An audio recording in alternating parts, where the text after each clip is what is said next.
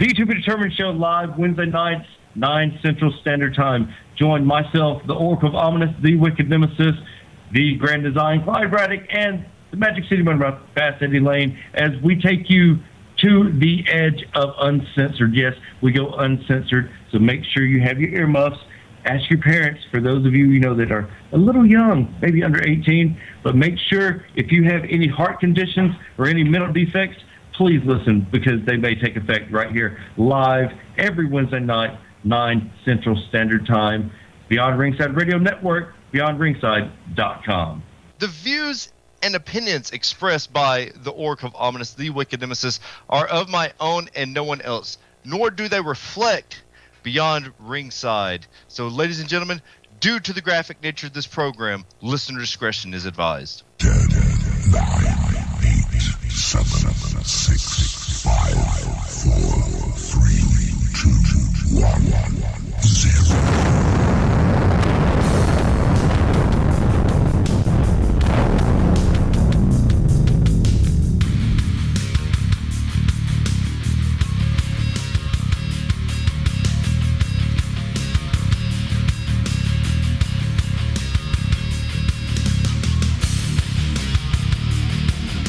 And it has no legs either. The To Be Determined Show live, Beyond Ringside Radio Network, beyondringside.com. I'm the Oracle of Ominous, the architect of intellect, the Wicked Nemesis, and joining me is my producer extraordinaire and the host of Beyond Ringside, Magic City Motormouth, Fast Eddie Layne. Eddie, how you doing this evening? I'm going to Disney World.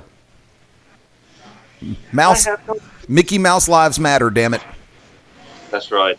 And my much better half, my winter goddess, Angie Nemesis. Angie, how you doing this evening? Can barely hear her. Of course, because she's all the way over there laughing. She's trying not to die laughing because of what I said.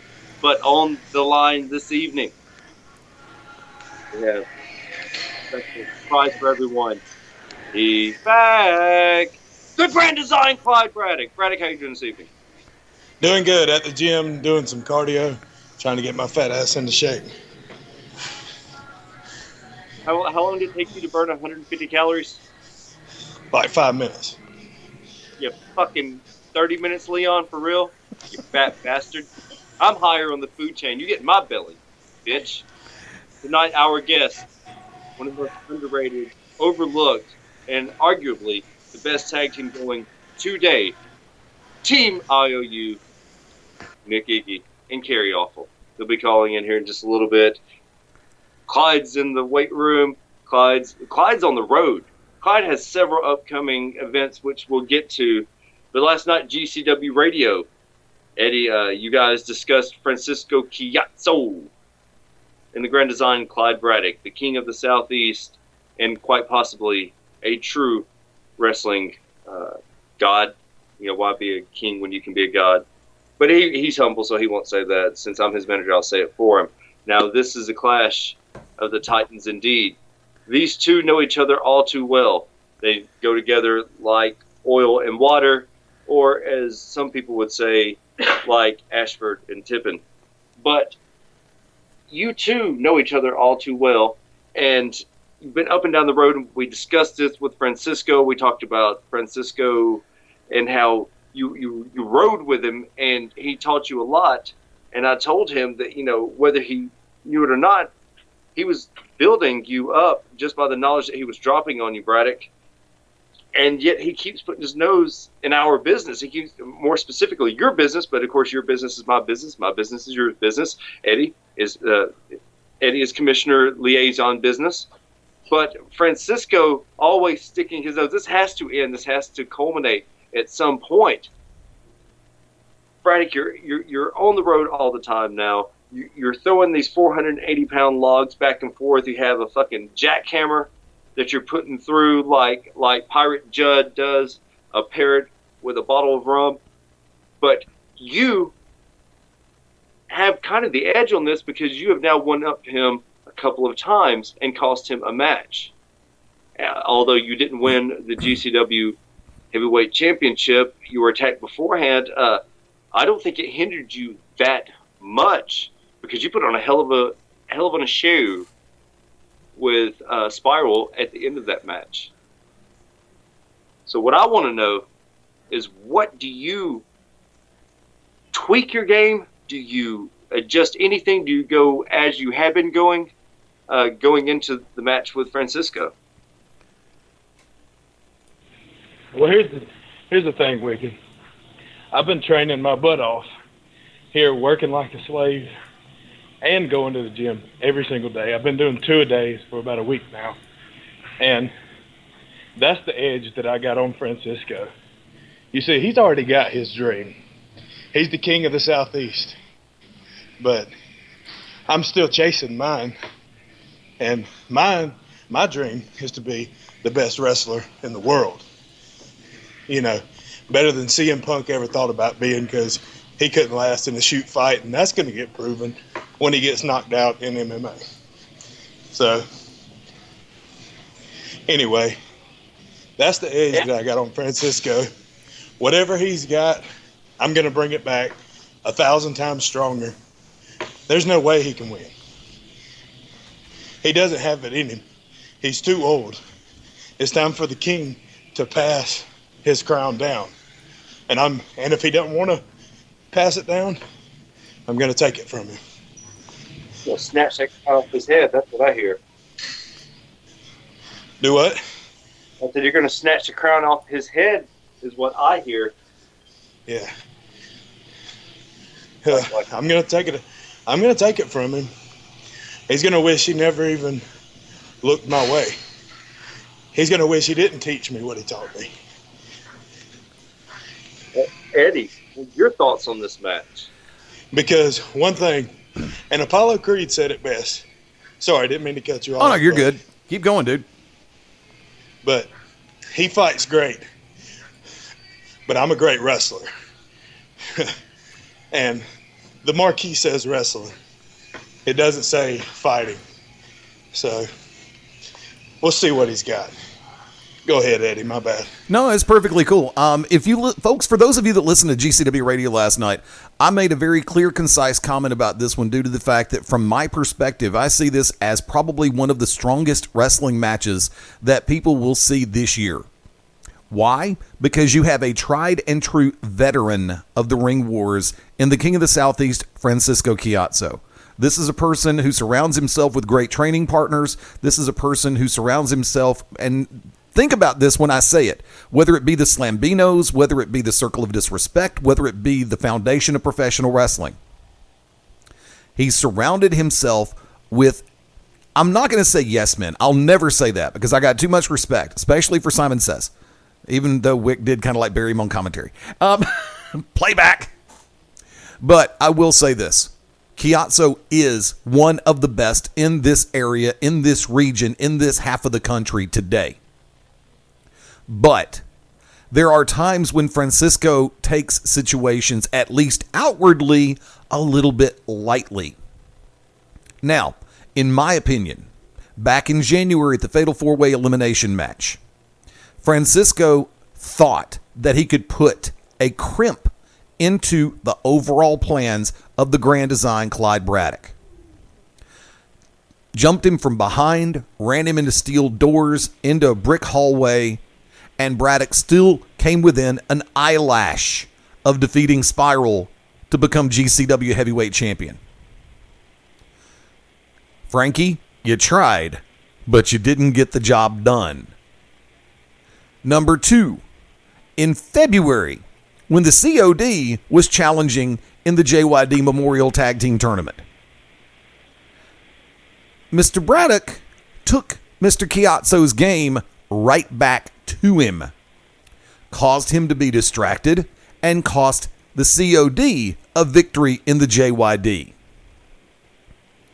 This is going to be a fight more than anything else. It's going to be a great match, but it's going to be a fight too, because these two are working to get inside of each other's heads. They're working to be their own worst enemies as far as roadblocks in their career. But here's something that Mr. Chiazzo may not have taken into consideration.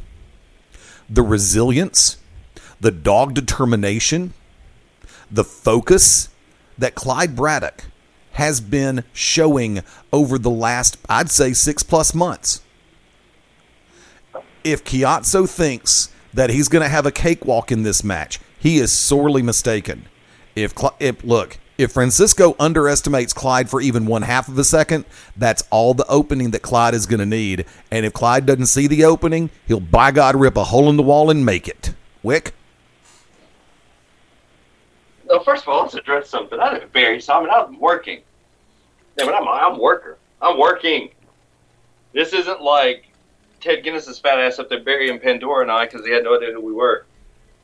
This I like Simon, but they keep putting their nose in our business, and you can only put your nose in our business so long. Go up there and keep saying stupid shit about the Grand Design Clyde Braddock. I mean, Clyde Braddock's been in the business for a while. He took some time off. Yeah, that's true. Clyde does what a lot of people wish that they could do. Francisco, great wrestler. Great performer. Great sports entertainer. Clyde Braddock is a dominating wrestler. Who gives a shit about Clyde Braddock's promos? I like Clyde Braddock's promos. Francisco talks a good game. You can talk all you want to, but when you're getting your arm bit behind your fucking scrotum, there's not much to talk about. Besides, God, please somebody fucking put me out of my misery. That's what Braddock, guys like Bishop, they're able to take it and they're able to stretch you out to that point to where you think that you're going to snap, and then they let off just a little bit, and then you're like, oh my God, and then they snatch you again. And the only thing that keeps them from hurting people is a moral code. It's not your work rate. No. These guys that are wrestling, these guys like this, let me tell you something. Their moral code and the honor they have and respect they have for the business is the only thing that stops them from hurting people. It's not you. It's them. Francisco tries to make this personal. I think Francisco sees what Clyde is becoming and doesn't like it. No one likes to give up their quote-unquote spot. He's the king of the Southeast. He used to be the king of Florida. And then he graduated. He elevated. Rightfully so. But we all know what Braddock does is what Braddock is going to do. You just have to sit there and wait for the ride. You have to ride it out. You have to decide before you go in a match with someone like Clyde Braddock, and more specifically, the Grand Design Clyde Braddock.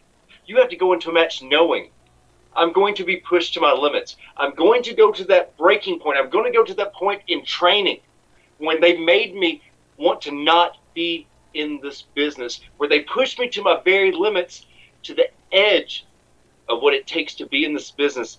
That's what a match with Clyde Braddock is like. He pushes you to that very edge, to that point to where you think, I may have chosen the wrong path in life. There was a point where I could have become a plumber. There's a point to where I could have become a gardener. Instead, I chose to become a wrestler. And then you run across someone like Clyde Braddock. And then it ends. When everything happens, it comes to a boiling point. Francisco, it's going to GCW the 26th. May God have mercy on your soul, because Clyde Braddock definitely will not.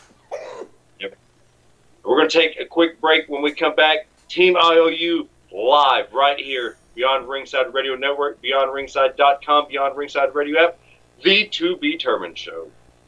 And I fucked that up.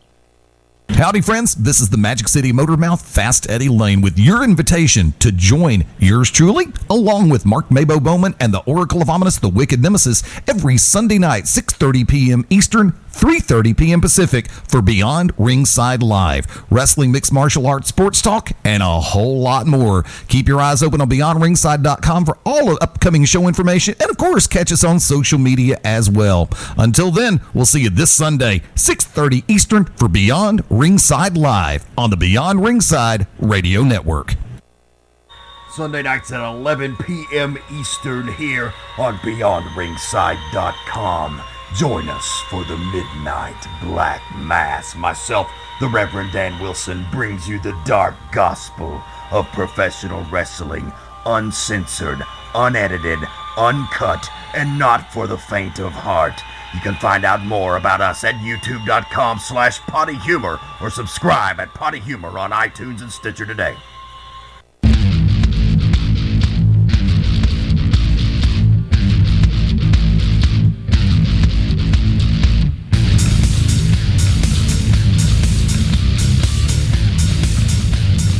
Sorry for the delay.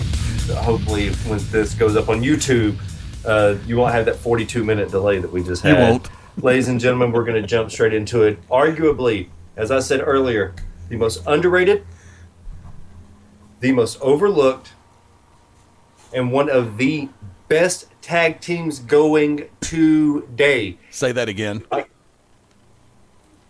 Arguably the greatest tag team going today? Arguably one of the best tag teams going today. Yes. Yes, that's because they are. I've seen these guys come up when they were in a little locker room. They were over in a corner changing by themselves. Everybody just overlooked them. Everybody acted like everybody wanted to fucking talk shit to one of them. Bad idea. Now look what the fuck they become. Now those same motherfuckers that were talking shit to our guest this evening are now fucking begging to work for shows for free. How the fuck does Tennessee wrestling taste now, motherfuckers? Team I.O.U, Nick, Iggy, and Kerry Awful. How are you gentlemen doing this evening? Shit, better after that run that I just got. Right? Do me a favor. Wick, I hate to do this to you, but I've got to say it. Ladies and gentlemen, he does mean to say the Music City Mutt and the Down South Dandy, Team I.O.U. That was very much needed. I'm sorry. Man. Yes, I forget to get these guys' monikers. They are fucking doing everything. They're doing everything everywhere. If you've seen a flyer, and they've been on some shitty flyers, like you guys have been on some shit that's like Flyer Friday, and it was like, yep, I will share that anyways. You know why? Because Team I.O.U's on it. Because when you guys come to the table, no matter if you guys, and you guys have been across some fucking trash, you won't fucking say it.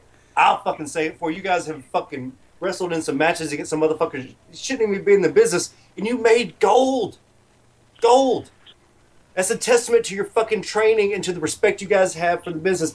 I remember when motherfuckers overlooked you guys like, oh, man, you two busted your fucking asses. You two made names for yourselves. Amen. And now you two are able to carry guys that have no business being in the business.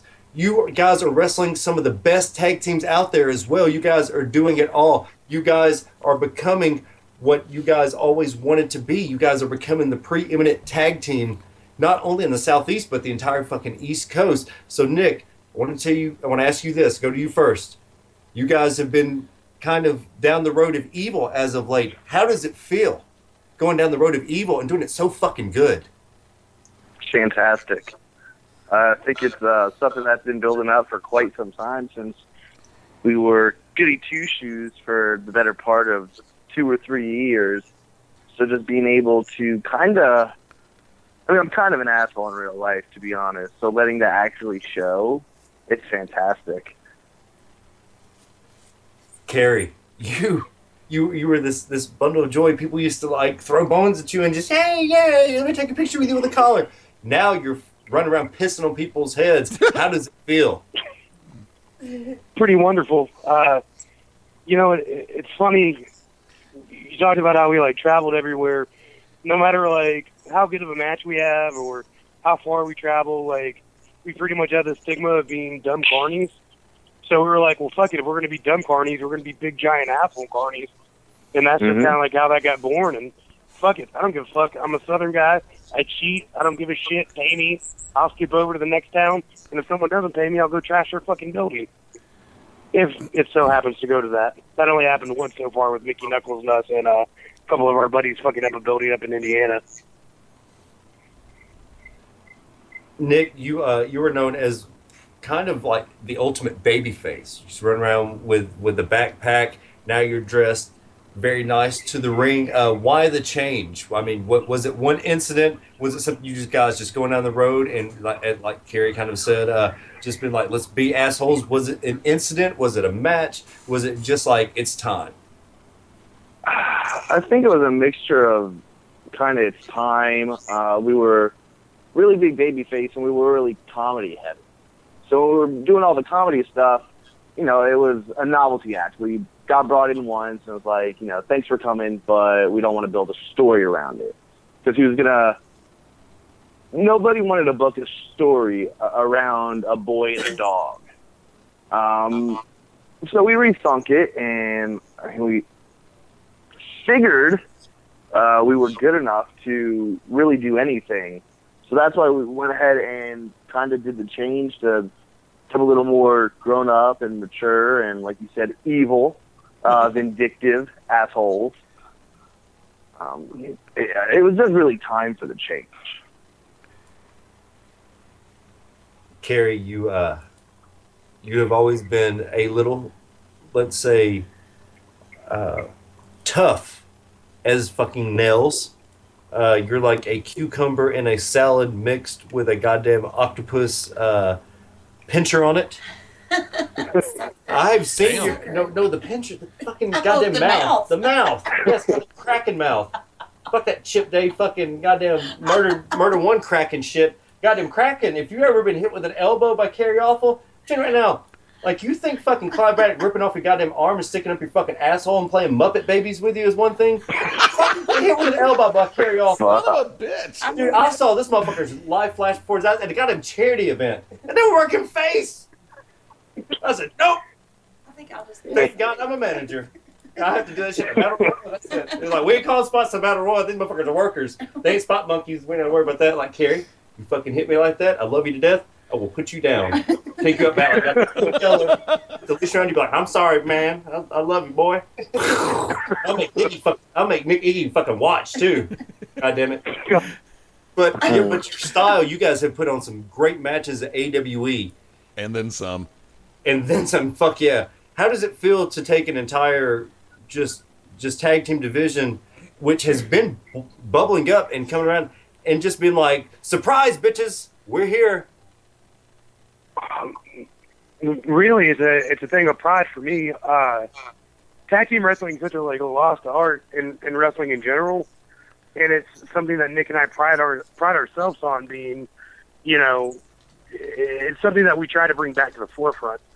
AWE has been one of the best fed for not having, your token tag teams throughout the Southeast or Northeast or whatever, to have its own self-sustained and self-maintained roster of tag teams with people who are just teaming on the shows. Guys like the Sound and the Fury and fucking, the Kraken, and just having three teams that are steady teams alone are amazing, let alone people like the Spring Street Suicide Squad, a couple of other teams that they've been bringing in lately. But don't get it twisted. My sole goal with Nick Iggy is to be the best fucking tag team there, and let alone the best tag team in the Southeast and in the whole goddamn country.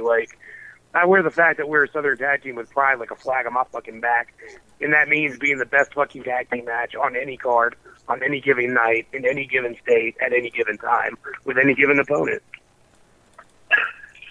Jesus fucking Christ. You hear that, man? That motherfucker's had passion since the day, man, he got into business. Man, I will say this once again. When nobody's really been, Tasha Simone was like, those motherfuckers, man, fuck everybody in this goddamn locker room. Those two motherfuckers are going to make it. And you know what they, man, every time you have seen them, wiping their fucking feet when they get in the ring, showing respect for the boys in the back, showing respect for the guys in business. They will fucking bring it to you. They fucking expect you to bring it back to them. And don't let fucking a little blonde-headed motherfucker right there fool you. He's a tough son of a bitch. Nick Iggy will kick your fucking face off. I wish I had a shirt that said, Nick Iggy says, fuck your face. Let's make it. Let's make it, yeah. Ass. Because I'm telling you right now, I would fucking rep that shit. And we've talked about this before. You know, one of my pet peeves, and we've all seen this. These motherfuckers wear these WWE fucking shirts to goddamn wrestling event. Look, I will wear a Clyde Braddock shirt. I will wear a Murder One shirt, a fucking Usual Suspects. I'll wear a Team I.O.U. shirt. You will never fucking catch me in an Eddie Guerrero shirt, a fucking John Cena shirt. What the fuck is wrong with these motherfuckers? Like, rep us. We need to rep ourselves. These motherfuckers are in Ohio, fucking Chicago. I mean, you guys have been on the circuit as of late, just ground running. Nick, you have. I mean, you guys are young, but has it taken a toll on you at all? Have you thought about taking any time off? I mean, I know you had a little bit of an injury, but I mean, is it just go for now? Go Power Rangers? Right now, it's go, because right now we've been catching a lot of steam and a lot of momentum. So if you slow down the momentum, then other people are going to be passing by you that don't slow down. So we don't want anyone to pass by us and take our spots that we deserve and we earned.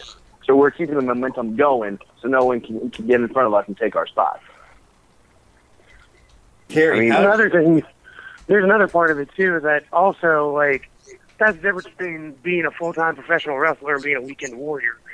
Nick and I, on average, are wrestling normally about 3 times a week, give or take, sometimes 4 times a week. If not, training on top of wrestling 3 times a week.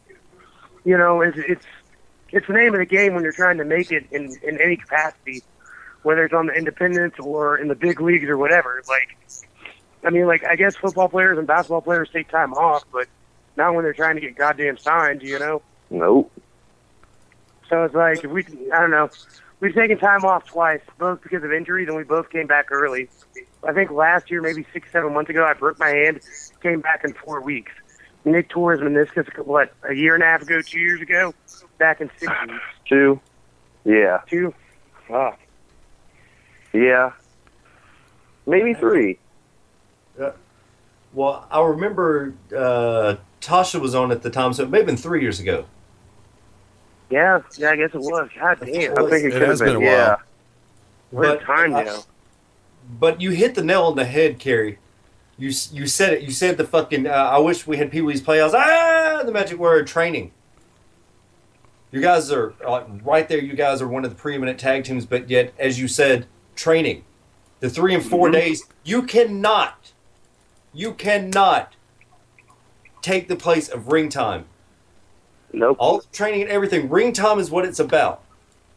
And you guys have done that for years, and I'm so proud of you guys, and so fucking love it when I see y'all's fucking pictures. I hate to see you motherfuckers bleeding, Kerry. Yeah. And fucking gushing blood and stuff. But Jesus fucking Christ, you would have thought that goddamn fucking tank would have hit you motherfuckers with a fucking Fury road bike. Damn. Man. You know, I just get that thin red blood from my mama. You know, so when time calls for it, I just take after her. Because if I am going to bleed, I'm going to bleed about 4 buckets worth of blood. What was your mindset going into that match? I didn't even know who the fuck you guys were wrestling. I saw the pictures, like, yeah, fuck yeah, I'm sharing this shit. Somebody's gonna see this. Yeah. I think the only one that's about to start. My mindset was, I'm either going to kill these motherfuckers or I'm going to die trying. There can only be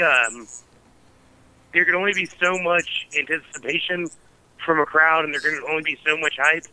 And if you can't deliver on that hype, you're going to be known as a fraud for the rest of your professional wrestling career. And I'm a lot of things, but a fraud's definitely not one of them. If someone's paying to see me in a dog collar match, you're going to get their fucking money's worth, you know? Like, that's just a fact. And whether that comes at the cost of my own health or Nick Iggy's health, fuck it, you know? Like, we're going to give them a fucking spectacle. Iggy, we've never been a match. Oh, I'm not trying to cut you off or anything, but like Kerry's saying, you deliver when people expect it. Like, we're not ones to phone in a match. We give 110%, like LT Falk. No, we always go in. We don't phone it in. We bust our ass, whether we're injured at the time, whether we're risking injury. It doesn't matter what we're risking. But we're always going to give all ourselves in that ring and leave everything in the middle of the ring.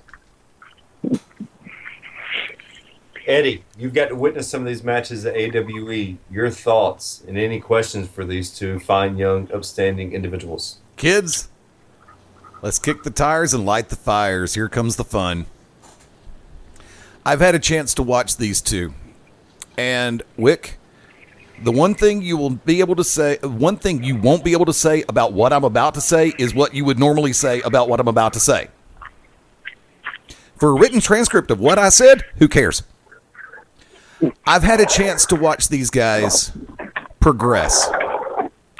I've had a chance to watch them through DVD, through YouTube, and especially in person. Number one, if they are on a marquee near you, buy a damn ticket. That's from the heart. No bullshit. That's from the heart.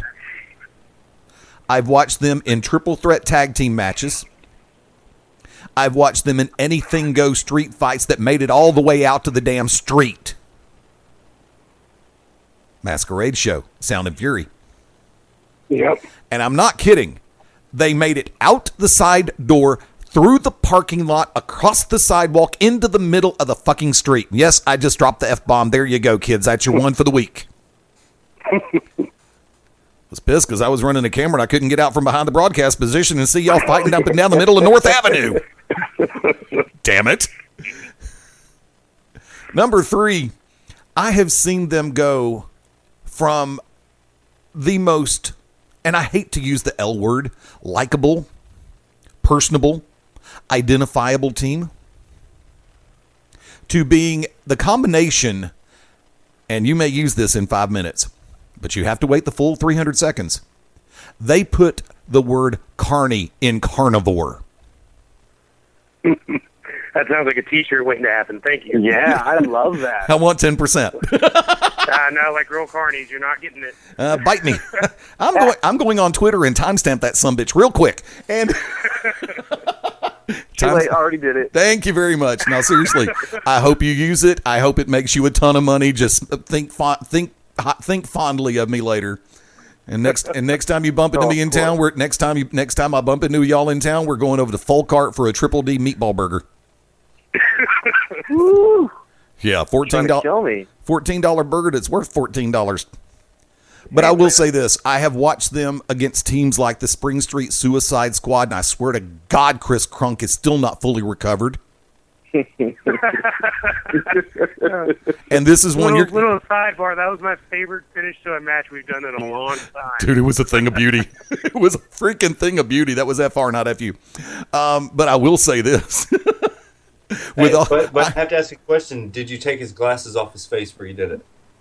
Oh, no. He took them off at the beginning because he knew we'd either try to steal them or break them.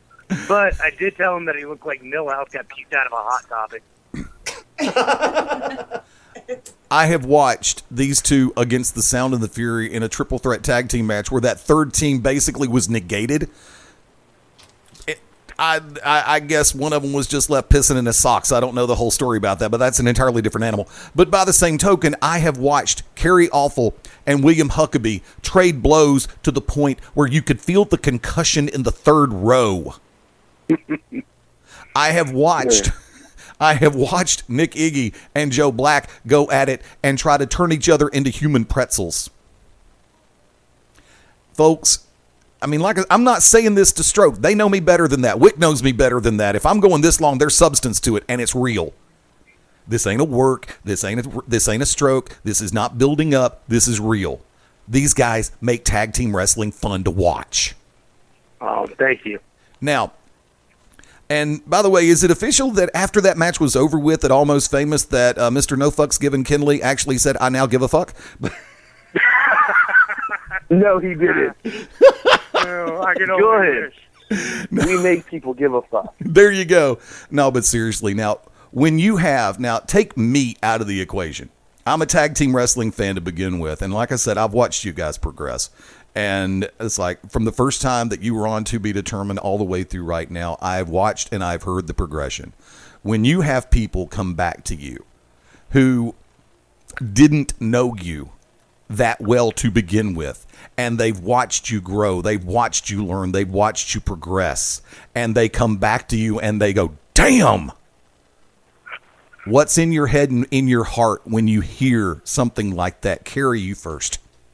God, it just makes my dick hard. Just rock hard. I'm talking like blood completely cut off to my cock, my bass difference throbbing, my cock gets hard, because that's all I've wanted in wrestling, is to prove people wrong, you know? For me and for Nick both, most people looked at us like we would never get out of that 40-mile bubble, and to be where we're at now, like, shit, we were talking about getting booked up in Canada with this guy earlier today, you know? That's a pretty far departure from being two guys in the locker room that people were rolling their eyes at originally, you know? No more than a God $20 knows. guy, right, Kerry? Yeah, no shit. I had a promoter who, I'm not going to put him over by mentioning him by name, who had previously, a couple years ago, said, Kerry Awful, $20, he's not worth $10. I wouldn't pay him either. And recently, his co-promoter booked me on a show, and he didn't shake my hand when I got to the venue. And being brought up the way that I've been brought up in wrestling, I started making a real big stink and making him feel like a little dick. You know, just like blatantly, like telling him, like, I don't want to use his name. We'll just call him Dick. Dick, get over here. And stuff like that. And then acting like I was going to shake his hand and I'm not, or whatever. Then after the match, he comes over and tries to verbally fellate me and saying that was the match of the night. That was so good. And we finally get to the pay window where it's Nick, myself, the promoter, and Dick standing right there. And while we're talking, I said to Dick, tell me to my face, I'm worth more than $20. And he tried to kayfabe me and say, oh, Kerry, what do you mean? And I said, Dick, you and I both know the truth here. Go on and let me know how much I'm worth right now. And Dick started blushing and getting a little sweaty, and I could see in his eyes he was a little bit nervous. And I said, Dick, why won't you tell me? I've already heard from all the rest of the boys. How much do you think I'm worth? Let's play it like it's the Price is Right. And then he starts going around and, well, what do you mean? What do you mean? And I explain myself and what I've heard he said. And he tries to pawn it off that one of his buddies just told him that I was bad, and he was just shooting the shit with him. The show promoter looked at him and then looked at me, and he goes, well, I hate to tell you this, but we're giving him quite a bit more than $20 tonight. I took the money, and I said, see, worth a lot more than that 10 to $20 you said, right, Dick? And he looked down at his fucking toes and tried to count them all to make sure they were still there. Why? Because I was brought in by Tasha Simone, and she gives absolutely no fucks when it comes to shit-talking pieces of crap like that dumb motherfucker. God damn it, Kerry, I love you. Amen. Motherfucker. You know what? That's right. And Nick sit there and just smile. And Nick's the baddest one of them all. Don't let Nick fool you. Kerry will fucking make shit awkward, and I love it. Y'all know I love to make shit awkward. Nick will fucking kill you. With a smile on his face. Fuck yeah. That's Always. His hair never But you moves. don't know my intentions or what's going on in my mind. That's amazing. But that's the whole fucking point. You guys are spot on. You guys have earned and deserve everything and every accolade coming you guys' way. I'm telling this to everybody that's listening, I don't give a shit. Don't look at the poster. If you see Team I.O.U. on there, you owe it to yourselves to check these guys out. You owe it to yourselves to see the professionalism and to see the wrestling. Because I'm telling you right now, they will never be on the world famous flea market. Fucking believe that. Clyde Braddock, Kerry Awful, Nikki, you will never see them on there. Never, ever, ever. They're not slapping legs, not working the wrong side. No, hey, yo. You want to see wrestling? The three gentlemen on the line right now, those three, you want to be a wrestler? Watch their matches. Then you think in your fucking mind, I can do that, because you fucking can't. Anybody that wants to be a professional wrestler, you watch a Clyde Braddock match. You watch a Nick Iggy. You watch a fucking Team I.O.U. match. Tag team and one of the best fucking wrestlers going today. You're looking at three of the best. You're listening to three of the best. You owe it to yourselves to check out a Team I.O.U. match in person, because DVD, YouTube does not do these guys justice. Hell no. I mean, I know people put a lot of fucking work into their DVDs. I'm not saying that. But you owe it to yourselves to check these guys out. Nick, Kerry, thank you guys for coming on. Maybe it won't be 2 years before we have you guys on again. Thank you for having us on. The door is just real open. quick, Yes, sir. for people that want to see us, I'm just going to name a couple of promotions. You can find them all on Facebook. Starting in Tennessee, NWA Southern All-Star Wrestling, NWA Saw, if you will. SWF Tullahoma, where we're at most Friday nights. We're all over the place. AWE in Atlanta is one of our home promotions. Recently, we've been going down to Full Impact Pro, the infamous Full Impact Pro of Florida, Freelance Wrestling in Chicago, Proving Ground Pro, our other home away from home, up in Illinois, St. Louis Anarchy. I mean, you name a state, we're probably up in their guts, having wrestling matches and making horrible decisions with our bodies. Feel free to add us on any social media, Instagram, Twitter, Facebook, YouTube, and most importantly, please go to our ProWrestlingTees.com/Team I.O.U website. Order yourself a t-shirt, because all that helps us out on the road, because it helps us buy little dollar hamburgers or Happy Meals or whatever the fuck you want to call it, or maybe just a couple of road beers while we're traveling up and down the highway. Don't forget, you can find at Team I.O.U on Twitter, at Kerry Awful on Twitter, and at IGGYNJ210 on Twitter especially. All three of those. Gentlemen, thank you for having us on. No, Yes, thank you, boys. Nick, Kerry, dude, you guys, congratulations and much respect and much love to you guys. The door is always open. But I'm going to say one thing. You guys have got to get to GCW. I don't give a fuck. Dan, listen to me. Dan, listen. Listen to me. Dan, I crushed my phone because I'm an inconsiderate asshole. I crushed my phone on my fucking... I pulled a Jimmy Henson, a Ryan Bishop, and crushed my fucking phone. I'm telling you right now, if I had a fucking phone during this break, I'd be calling your big ass. I know we're pulling back the curtain. I'm telling you right now, anybody out there, any promoter, because I know a lot of promoters hit me up, you can't afford me. I'm telling you right now, you better fucking make sure you open the bank account. I'm telling you right now, book Team I.O.U, because it's damn worth it. Thank you guys, as always. We do appreciate it. Ladies and gentlemen, Team I.O.U. We're about to take our next break of the evening. When we come back, Clyde Braddock's probably ran 3 miles by now. Braddock, I know you're there. Hey, yo. Get ready, son. Hey, yo. Right here, the To Be Determined Show live, Beyond Ringside Radio Network, BeyondRingside.com, and Pro Wrestling Net. Pro Wrestling Radio Net? ProWrestlingRadio.net. Yes, there you go. ProWrestlingRadio.net, the To Be Determined Show. Hello again, everybody, and this is Stan Grubb for Corner to Corner Radio for the Beyond Ringside Radio Network. Join us every Thursday night at 11 p.m. Eastern Standard Time with myself, Rob Hefner, and Brian Taylor, as we bring you our thoughts and feelings on the world of professional wrestling and everything in between. As my good friend Rob would say, from corner to corner and pillar to post, we bring it to you every week. We look forward to seeing you. Thanks again for listening to the Beyond Ringside Radio Network. The To Be Determined Show live Wednesday nights, 9 Central Standard Time. Join myself, the Oracle of Ominous, the Wicked Nemesis, the Grand Design, Clyde Braddock, and the Magic City Mutt, Fast Eddie Layne, as we take you to the edge of uncensored. Yes, we go uncensored, so make sure you have your earmuffs. Ask your parents, for those of you that are a little young, maybe under 18, but make sure if you have any heart conditions or any mental defects, please listen, because they may take effect right here live every Wednesday night, 9 Central Standard Time. Beyond Ringside Radio Network, BeyondRingside.com.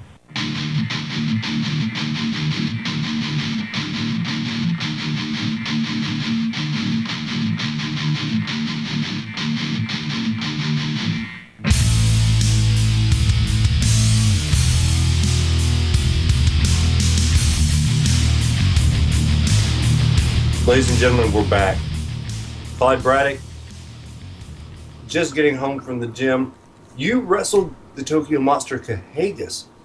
Tell us about that. A man that will kick your face off. Oh man, it was a really hard hitting match. It was up in Rockwood, Tennessee, and it was a really hard hitting match. One that actually, I was definitely ready for it. He kicked me in one side of my face, and then he kicked me in the other side of my face, and I was like, all right, well, I see what the fuck we're doing here. And we started beating the shit out of each other, and it made for a really good match. It actually won Tracy Smothers' approval. Like, he came over and told me that it was one of the hardest hitting matches that he had seen. So Oh yeah. it was really interesting time this past weekend. Went up to North Carolina, and we actually got there kind of late in North Carolina. Me and Spiral, we got there kind of late because of traffic. We were like 2 hours late. Really bad wreck on the interstate. But Spiral got to wrestle. Had a great match. And then Saturday wrestled Cahagas, and then Sunday I teamed up with Scotty Blaze randomly and faced the Southern something or other. I don't know, but all I know is that they were wearing chaps, and we kicked the shit out of them.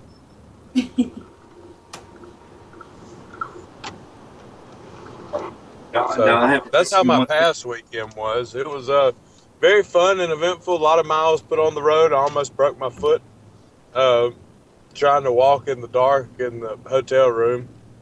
I feel like I didn't sleep for 4 days because I didn't sleep for 4 days. So I was going to ask you, Braddock, tell us a funny road story. Well, I hit my foot. I was walking towards the bed. It was dark, and I didn't want to wake anybody else up in the room, and I had to take a piss. So got up, went to the bathroom. You know, the fluorescent light in the bathroom about blinds you. Started walking back towards the bed, hit my foot on the wall, fell on the bed, and then proceeded to fall off of the bed into my gear bag. And stayed down there and cried for a second. Not really, but it hurt so fucking bad. And then everybody was laughing their ass off. It woke everybody up.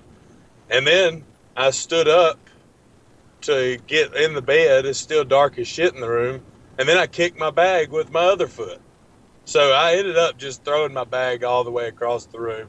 Everybody's dying like a bunch of hyenas, texting people at 4 o'clock in the morning. It's ridiculous. So that was my funny road story for this past weekend. Oh, Lord have mercy. Now you have a huge match coming up on the 26th. Any words to Francisco Chiazzo, sir? You better be fucking ready. You better be ready, because I'm bringing it, man. I don't know if anybody else is catching on, but I've really been busting my ass, and it's been showing. So, the only place for me to go is up. And I mean, I'm a man with nothing to lose. I have nothing to lose, and that's what makes me dangerous. Francisco's got his throne to lose, which I'm going to take it from. His throne may be toppled over, but any word of advice to those that have no idea about being on the road so much? Do what? Anybody? What now? Any words of advice to anyone who wants to think about being on the road that much, staying in those hotels? Oh, if you think you can do it, try it. But you fucking can't. I'm just letting you know. I literally slept like 2 hours in 4 days. And I mean, and I wish that, I know it's hard to talk with so many people on the line and stuff, but I know with Iggy and with Awful, I mean, they know the exact same thing. Like going from town to town, wrestling, not getting any fucking sleep, but loving every second of it. And, I mean, we party, we have a good time, but you bet your ass when we're in that ring, just like me at my job, I might party, I might do some shit, but guess what? 6 o'clock every morning, I'm up and working. So, same goes with wrestling. No matter how sleep deprived we are, no matter what's going on in our life and all that shit, whenever that fucking bell sounds, we perform. That's what sets us apart from everybody out there. That's what makes us that's what makes people like us want to get booked. Makes promoters want to book us, because when that bell rings, we fucking perform, no matter what. And it's not about shitting on the other guys when we're in there laughing and cutting up, because Braddock and I like to have a good time. And afterwards, we go out and we party. But we're ready for the next event. Like the next event comes, we're fucking ready. But yes, we are going to have a great time after the event. You better fucking believe that shit. Braddock, how can you everyone... better fucking believe it, because it's a celebration. Enjoy yourself. And we do. Braddock, how can everyone get in touch with you, sir? Whether it be for bookings, fan mail, etc. You can hit me up on Facebook as Clyde Braddock. There's only one, and he is awesome. You should send him a Facebook message, and if you want to book him, I'm telling you. And also, you can hit me up on Twitter. That's @thegrand_design, or you can hit up my manager, The Wicked Nemesis. He's on the line. You can get me booked through him as well. Just anything. That's pretty much it. I don't have an Instagram, but I need one. I feel like I need an Instagram. Well, you have been hashtagged a few times on Instagram. Yep. Like, what, 200? Yeah, I've been hashtagged a lot. It's like hashtag Grand Design approved, hashtag, killing Chiazzo, hashtag killer Chiazzo clown. That's 3 Ks. He's part of the KKK. Chiazzo's part of the KKK, just so everyone knows. So there we go. It's not a rumor. It's true. He's not Italian. He's white. And he's part of the KKK. Oh boy, you got some fucked up eyebrows when you can do division on them. Lord have mercy. Braddock, thank you so much, man. Glad to have you back. We will see you upcoming. Promoters out there, you think you've got a badass? You got somebody that you think can wrestle? You want to show? Well, right now there's a lot of sports entertainment going on. There's not enough wrestling going on. Right there, Clyde Braddock. You want wrestling? You've got it. That is wrestling personified. The Grand Design, Clyde Braddock. Braddock, thanks, man. We will see you very soon. Ladies and gentlemen, the one and only, the Grand Design, Clyde Braddock, has left the building. Thanks, guys. Much love. Love you all. Peace, my brother. Now, Eddie. Yes. GCW Radio. Any breaking news last night on GCW Radio? Missed you last night. Oh, I thought that we were going to have one. I was sitting around, the kids, like, their fucking, goddamn fucking bitch-ass mom was late picking them up, as fucking usual. She's probably off sucking fucking dick for coke. I don't fucking know. Fucking stupid bitch. Showing up fucking late, so I was like, well, I don't know. And I have my 3 kids, I'm telling you, love them to death, great kids. They may be terrorists. I may have started a sleeper cell without knowing about it. You probably did, knowing you. Well, I know, Xavier Soul, the sun, when the sun's, any kind of, if it's 83 degrees outside, this motherfucker's on fire, it's probably his gravitational pull from the sun. Marilyn Luna, being the moon, of course, let the moon be full, and all of a sudden she's off singing Demi Lovato. In the weekend and stuff, and then of course Lily, my mini-me, my Damian Wayne to my Batman, Little Wicked, dear God, Lilith Jupiter. Enough said. She's a hurricane like that big red dot. So I was thinking that GCW Radio was going on, but I was like, no, I'm not. There's no way in hell I'm going to be able to catch that.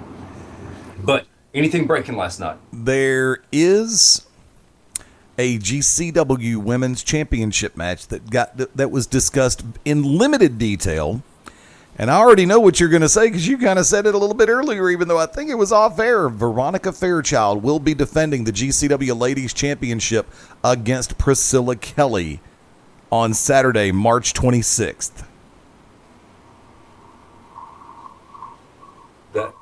Veronica, I saw that she was the number 5 indie ranking woman in the top 10 or whatever the hell that was that Dan shared. I don't know. Congratulations, Veronica. Priscilla Kelly will have another go around and we'll finally get her rematch. So, that happened. So congratulations to those two girls for being booked on the 26th.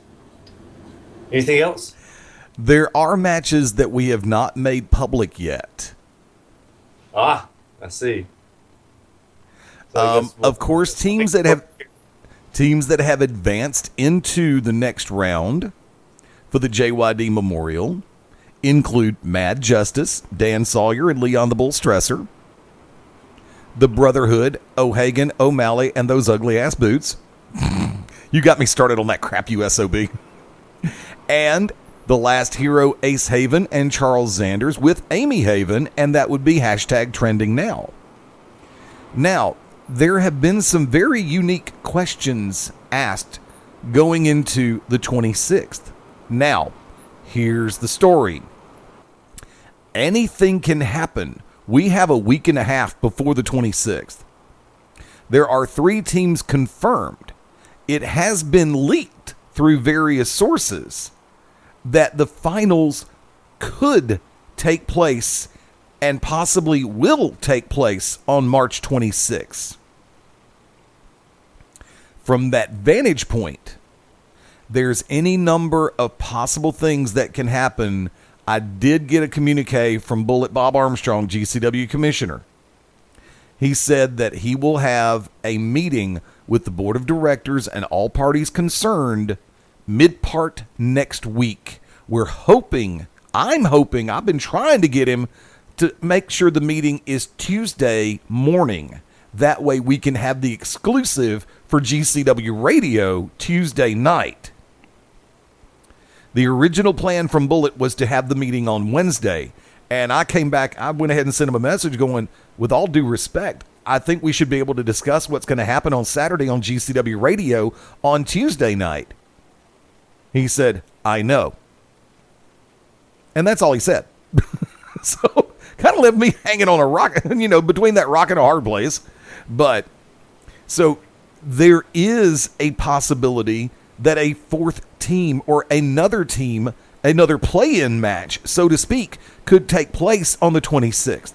There could be a possibility, and this is wild rumors going around. It could end up being a 3-way dance. It could be a triple threat elimination. It could actually be a coin toss to eliminate one team.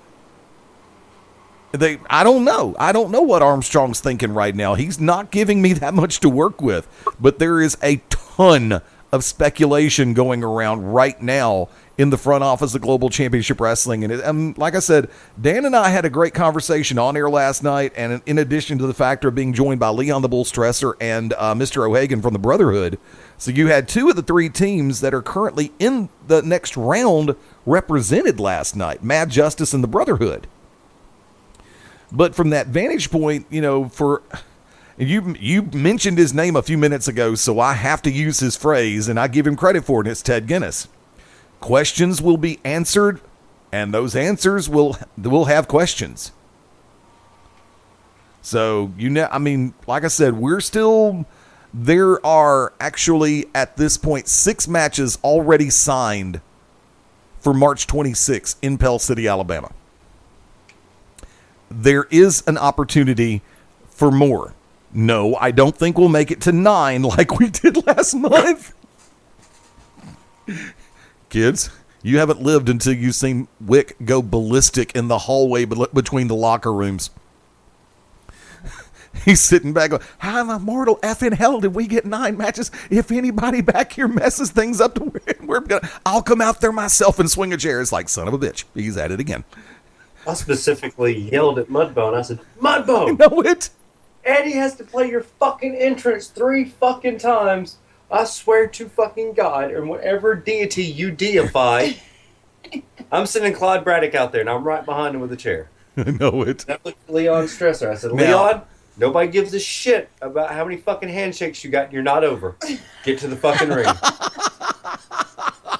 And then I also let Mudbone know that little white baby was not fucking scared of him. I said, dude, that white baby kayfabed you. It no-sold you. Get to the fucking ring. Kids aren't scared of you anymore. You're a big little teddy bear. The baby was reaching for him. It was. Yeah, he walked away. The baby was like, come back, Black Daddy. Oh, shoot. I saw that lady, and I saw that lady, like, big black cock. Oh, Jesus. It's funny when you got Angie and me doing the same exclamation at the same I was about time. to say the same thing. We're both, oh, Jesus, and over here. Well, people will think I'm burying Simon. Does anybody not remember when they beat the shit out of me and they like legitimately dislocated the tip of my left thumb? No. I remember it. Oh yeah. Oh You yeah. have to rub it so you can. Oh yeah. Oh, motherfuckers. Yeah, and I no-sold that shit in the fucking main event too. Yes, you did. Fuck that. They ain't taken away from Spiral. Me and fucking Jimmy Rave. Well, they did kind of fuck up your mohawk. They did fuck up my mohawk. Payne's got to fucking use that exact picture 17 fucking times, like double superimposed on top of each other. Look, could you please have one where it took 4 hours to fix my hair and actually stayed instead of the 3 hours when? Had it not been for the humidity and the beatdown, you would have been on point. But that happened. Oh my God! You really just did that. What? No. Oh. God help Eddie. me. Yes. This Saturday, Peach State Wrestling Alliance has the second round, or the other part of the first round. The second half of the opening round of the Sweet 16. Round of the Sweet 16 of March Madness that is the Heritage title tournament. Yes. All we really give a shit about is Tyson Dean. Come on, Tyson Dean. Now, Tyson Dean's P-Dog. Oh, it's going to be a hell of a match. yeah, Shane came on with us last night on Back to Basics, but with actually, yeah, he was on myself and Phil Stamper for a few minutes, and Phil had to go ahead and run and enjoy the rest of his night. And Shane and I went through the brackets, and actually, I want to get your input on this because you made a reference, and I'm going to bring up my rankings as far as, remember, these are not official. This is just me shooting off my mouth. But and we actually went back and we looked because 216 or 305. My number 1, 4, and 5 seeds all advanced, as well as the number 14 seed in CB Suave back on March 5. On March 19, my number 2 seed, Tommy Too Much, will be taking on my number 11 seed, Kevin Blue. Wick, your thoughts on that one, Angie? Tommy and Kevin, this is going to be a heck of a match. I can't remember who the hell I picked, but, you can't bet against Tommy. Come on now. A wily veteran. Kevin Blue has had an amazing year, and definitely, of 2015, and definitely one of the most underrated guys up there. And we talk about progression. He's definitely progressed and done great things. But is he ready for Tommy Too Much? Yeah, I don't think anybody's ready for Tommy Too Much. Remember, Kevin is the current No Limits champion. Yeah, that he is. He is the No Limits champion. But it's Tommy Too Much. That's a whole nother ballgame. Yeah, you can't prepare for that. The man has a win over AJ Still. Who else has a win over AJ Still? Clyde Braddock. Who else has a win over AJ Still? Not many more fucking people over the last calendar year. That's true. Tommy Too Much and Clyde Braddock. That's about it. Francisco, Micah Taylor, and that's all I can name. Jagged Edge never beat him. Jeter didn't beat him that night. Jeter didn't beat him, and he brought everything. Jeter brought everything to that match and still couldn't keep AJ down. So Tommy Too Much. It's hard to bet against Tommy. I wish Kevin all the best of luck. Kevin's going to go out there and he's going to do it. He's going to go out there and leave everything in the ring, but Tommy is as well, and Tommy's it is a little too much. You see what I did there? Damn, you took an Eddie line. I won't allow it, McCoy. You just made a joke bad enough I could call it one of my own. Nothing wrong with that. Damn, I'm impressed. Normally Wick would go, fuck you, motherfucker. Like a band on the run. Eddie's on fire. Yes, Eddie's on fire tonight. Every once in a while he is in fuego. There you go, Dan Patrick. Yes, of course. Look, I don't know what's worse right now, the presidential race or the big dance for the NCAA men's tournament. It's like, which is going to draw more controversy? Right now, it's pretty damn well tied. Coming back over to Peach State and the quest to be the best heritage title tournament, as I have referred to him as the number 3 seed in the tournament, Tyson Dean, the reflection of perfection, takes on the number 8 seed P-Dog Mike Posey. Wick? Oh boy, Tyson Dean. This man is just winning championships in every promotion he steps in. I mean, I cannot sit here on this show and say anything negative about Tyson Dean. Tyson Dean, a P-Dog, awesome worker. Sets himself above and beyond most individuals in our business. A man that stretches to the limit. He may be elongated man, I'm not sure. Definitely not voiced by Jeremy Piven. But syllabus. Not syphilis. Thank you. Yes. Not syphilis. Yes, somebody definitely thought that. We're not going to say her name. No. Is he saying syphilis? Angie, is he saying syphilis? No, not. Yes. Not syphilis. Syllabus. As in education syllabus. Yes. No, I'm sorry. Had to clarify that. Tyson Dean, I definitely think Tyson Dean's going to be in this. Tyson Dean, man, just go ahead. It should be him and AJ Still in the finals. That'd be a barn burner. And just throw Simon Sermon in there for whatever reason. He's got them complicated fucking algebra Bill Barron's feeding his dog. Logarithm. It's a logarithm. Algorithm, It's yeah. like a fucking log and an algorithm together. Like Diane Bird. Yeah. But your thoughts on this match, Eduardo? I made the reference last night. This is going to be a don't blink match to the nth degree because you have the technical ability and the power game of Tyson Dean, the reflection of perfection. You have the experience. You have the agility, the flexibility of P-Dog Mike Posey. And these two guys are world-class competitors. I don't care who says what, how, when, where, and why. In my book and in a lot of people's books, these two are world-class competitors. This match is going to be one that people are going to be talking about for quite a while.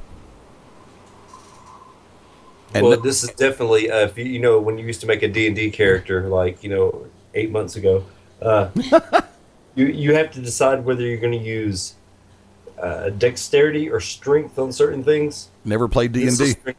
This is strength against dexterity. This is that agility. is very good, agility yes. against power. That is a very good analogy. That's for the nerds out there. That's for Judd's probably listening, and Joel's dumbass. Joel's like, my name's Joel. Kuro Wade. Yes. And I got Alienware And leopard panties. Funny. I don't know. I'm just saying that. That's Joel for you. But yes. There were no fucks given. So thank you, Eddie Ken. gets out 4 tonight. And thank you, Ken Lee, wherever you might be. Mr. No F's given.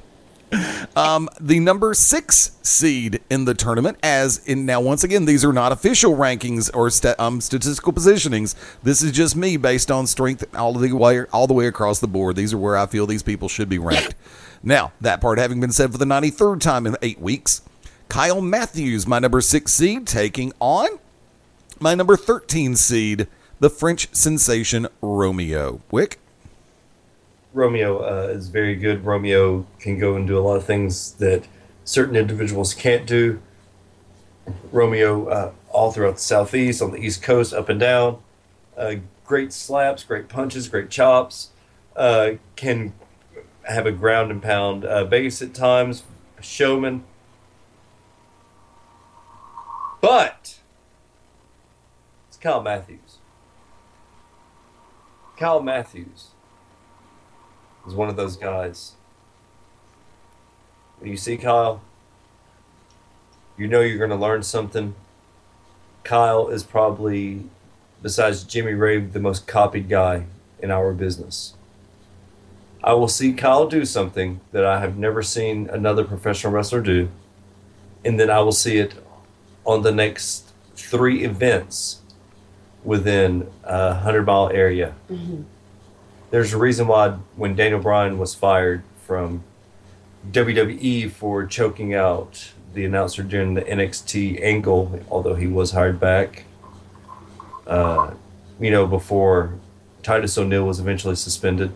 There's a reason why one of the only matches that Daniel Bryan took was against Kyle Matthews. It's because Kyle Matthews is that damn good. Yep. Kyle Matthews is better than most wrestlers in their best match ever. Kyle won't tell you that. But I will say that for Kyle Matthews. When a lot of people are like, man, that's the best match I ever had. And then Kyle follows you and has a Kyle Matthews match, your best isn't even on the level of existence that his mediocre matches are. Nobody in this tournament has their work cut out for them more than Romeo. I know he's going to rise to the occasion, but it's Kyle Matthews. Eddie? This is where I have to go ahead and swerve due to the fact that the conversation took place the other night.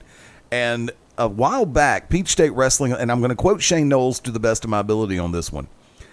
There was a show that was headlined for PWA by the charismatic enigma Jeff Hardy, who was there for a meet and greet and autograph signing and some various other things.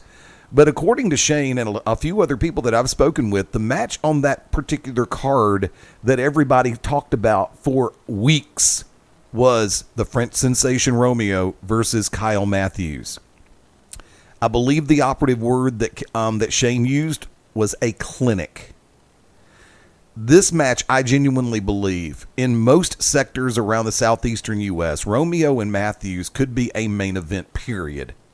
That could be a main event match. Romeo is a very talented competitor. Kyle Matthews is on a plane that it's hard for a lot of people to see. And I hate to sound like that, but it's true. I'm telling the truth on this. Kyle's mediocre is better than some people's best. That's a straight shoot, kids. And that's why this match is going to be another one of those. And I mean, I'm looking at, with all due respect to everybody in this first round, this tournament has had more main events in the first effing round.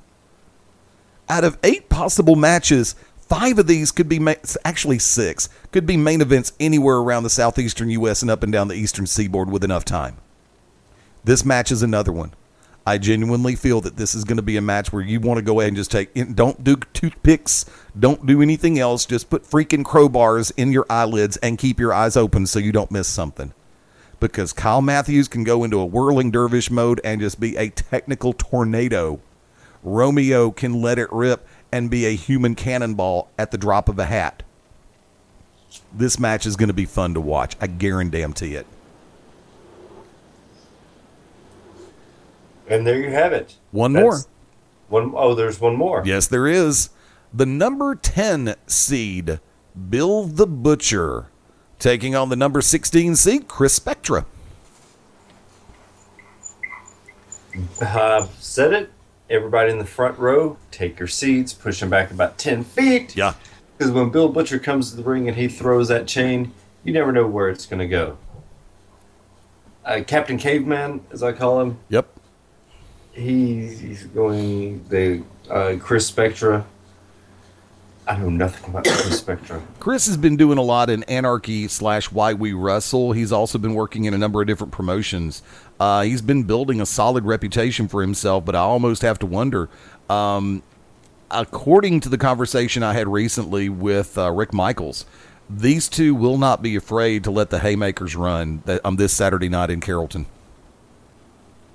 Well, good for him. I hope he does come with it full force because he's going to need it against Bill the Butcher. Bill the Butcher is a savage. Bill the Butcher is unhinged. Bill, I've had the pleasure and honor to manage Bill a few times. He knows one way, and that is forward. And the man wrestles barefoot, and I've seen him take his big toe, and he decided that he was going to stick it in the guy's eye socket, and it was at Peach State. And all I could do was say, yep. I wasn't going to pull him off of him. They just had to be like, Wicked, you're managing Bill tonight. Cut a promo for him. I said, okay. Awesome. Bill. Gave Bill the thumbs up. Bill looked at me, smiled, gave a thumbs up. I said, oh my God, he's gonna fucking kill somebody. Probably. He's smiling. He's in a good mood. Holy shit. Like that's the thing. If Bill's in a bad mood, he's going to go out there and just beat the fuck out of you and leave you. If Bill's in a good mood, he's going to fucking torture you because he's in a good mood. That's Bill. Anybody that knows Bill, and he's like Mudbone. Not many people, get a chance to sit down and actually talk with him. Thank God that I'm able to talk to both these guys because they're not far apart. It's just I believe that Bill believes that there is no God except for the God of destruction, because he is bringing it. If there is anybody that was a god of war, holy crap, it may be Bill the Butcher, Captain Caveman himself, a.k.a. get the fuck out of my way, because there are going to be no fucks given except... Shockmaster would have been Bill the Butcher. That whole storyline would have went completely different. That would have gotten an Emmy. We would be talking about Shockmaster like he was the greatest big man of all time. Yeah. But nope, that's not what happened. Oh God, he fell on his ass. I'm not running from him. He fell on his face, not his ass. Oh yeah, Bill the Butcher. Oh God. No, Shockmaster. Oh God, Ric Flair. Ric Flair saw it happen. Ric Flair knew. Oh, Shockmaster. Well, do me a favor. Whatever. Do me a favor. There are 2 more matches on this card. One I know you are going to have a very in-depth analysis on, but if you would, go and take us to the bottom of the hour break, and we'll uncover these last 2 matches when we come back. Okay, we're going to take our last break of the evening, and then we're going to finish up the Peach State card right here on the To Be Determined Show, live Beyond Ringside Radio Network, BeyondRingside.com, as well as Beyond Ringside Radio app and ProWrestlingRadio.net.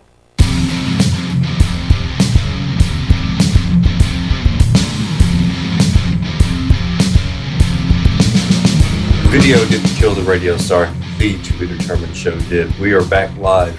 2 more matches to cover on Peach State. Suck it to me, Eddie. There is going to be a match that has been added to the event poster. I'm sure everybody's seen it by now, but it's actually quite a... This one's going to be cool in more senses than I can lay out there, and I'm being straightforward about that. Sal Rinauro will be taking on Jacob Ashworth. Wick, your thoughts? Now,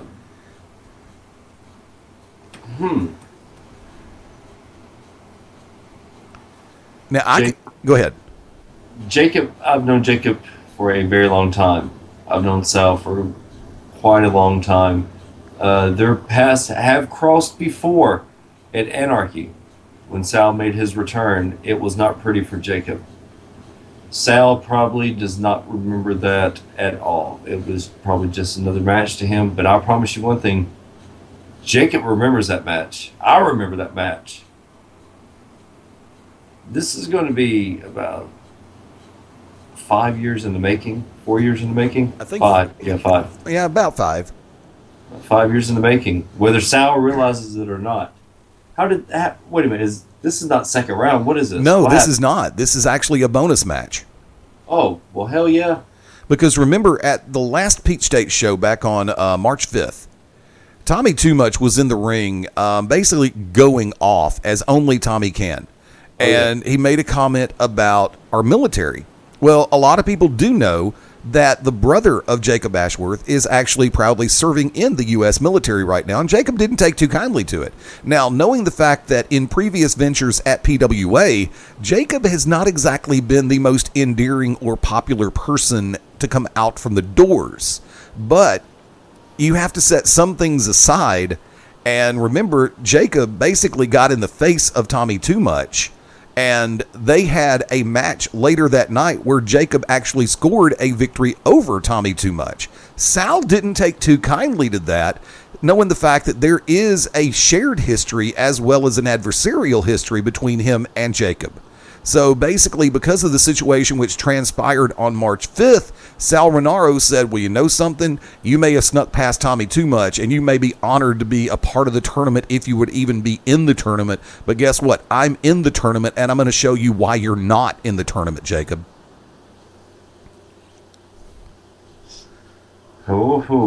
Jacob's not one of those guys you want to just kind of overlook. And I did get a chance to talk to Jacob after the match about his brother Jacob takes military seriously. His brother has proudly served the military for some time. We were talking about PTS, post-traumatic stress disorder, and how it affected his brother, and not being able to shoot fireworks off. So this personally, affects this guy. I mean, this is something that personally affects his family, and as someone who lives with an active military, and if you don't know somebody that's active military or family or friends with active military, you have no fucking idea what it's like. I support our military, but I'm anti-war. That's just me. So he went out there proudly and stood up for his beliefs and his brother. See, I think Superman can learn a lot from Jacob Ashworth, is what I think is what I'm leading to. Fuck you, Man of Steel. Batman's better. But fuck you, Civil War, goddammit. We ain't even talked about that yet. This is going to be a hell of a match, and it's going to be a learning experience once again for Jacob, and maybe even a little bit of a learning experience for Sal, because Sal's a wily veteran. As DeBrat said, Jacob Ashworth's going to give it to him. So, your thoughts on that match? I think that this is going to be a sleeper match. I think this is one that a lot of people are going to sit back and go, okay. And with the tear that Sal Rinauro has been on lately, they may be discounting Jacob a little bit. And I will tell you this very clearly, folks. Jacob Ashworth is a person you do not want to take lightly. If Sal Rinauro does, he'll find his shoulders to the mat. Straight up. But you know that Jacob is also taking this match very seriously, too, because he feels like he has something to prove. He has got a chip on his shoulder right now. And a person who keeps a chip on their shoulder is Sal Rinauro. So who's got the bigger chip? We'll find out this Saturday night in Carrollton. One other match, a ladies' challenge match. Calm Like a Bomb Pandora goes one-on-one in the ring with the mercenary America Strong. Wick? Holy shit. Where in the fuck do I start? No, I can't do this. I can't talk about this match. So I have to can't talk about this match seriously. Okay. Angie, say something, please. Save me. I'm drowning. Well, this has been a long time coming, I guess. This one-on-one match. And it will finally come to a head. I don't think maybe if it's coming to a head, it'd be like a blackhead, but Come on now. But more of a boil. Be nice. I'm trying. I know. May I? Yeah, please, God, please do. Okay. I said this last night on Back to Basics, and Shane echoed my sentiments. This is going to be a tale of two cities. And this is actually two cities with two even suburbs. America Strong, the mercenary, has been working to develop her in-ring style. She has the power game down. That's, without a doubt, unequivocal in this circumstance. America has also been working with people from Global Championship Wrestling, Peach State Wrestling Alliance, NWA Atlanta, Wrestle America, Ring of Honor. She's been working with people who have pedigrees, so to speak. Whether or not those lessons have genuinely taken is going to be an entirely different animal. I said last night on Back to Basics, if America goes with what brought her to the dance, start out and keep things at her pace to where she's comfortable, establish the power game, she can find her way to the pay window, the winner's side. Which Calm Like a Bomb Pandora is going to show up Saturday night in Carrollton? Is it going to be the Calm Like a Bomb Pandora, who has been the victim of mind games of makeup and muscles as well as others around the Southeast? Is it going to be the Pandora who was part of a 40-plus minute match against the then NWA Women's World Champion Tasha Simone, which had that arena going ape nut crazy? Is it going to be the calm like a bomb Pandora, who took the fight to Aisha Sunshine in the first ever women's first blood match in Georgia history? With Pandora recently losing the GCW Ladies Championship to Veronica Fairchild, we don't genuinely know where Pandora's head is right now. Because when she made the challenge to America Strong on March 5th, she was hot off that loss, but she's also had time to think. Pandora has established herself as one of the premier competitors in the Southeast U.S. and the Eastern Seaboard. But now that things have had time to sink in, where is her head going to be? Is she going to be focused and determined? Is she going to be the Black Rainbow? Or is she going to be a person who's still trying to find herself after that major loss? Those questions have to be asked. Those questions will be answered when Pandora faces off against America Strong this Saturday, March 19th in Carrollton, Georgia.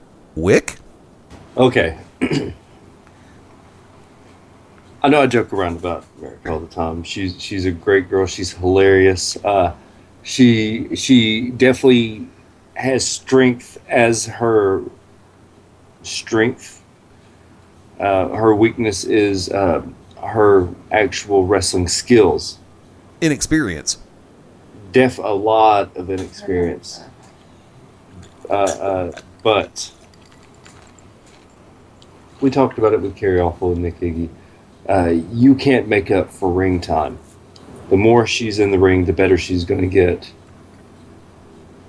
But you don't just say, hey, I'm going to be a singer. So then you go and you have one or two good hits on somebody else's track. Then you come out and you fucking go right after Nicki Minaj. You don't fucking do that. And right now, Nicki Minaj in this scenario is, of course, Pandora. She'll kill you for that.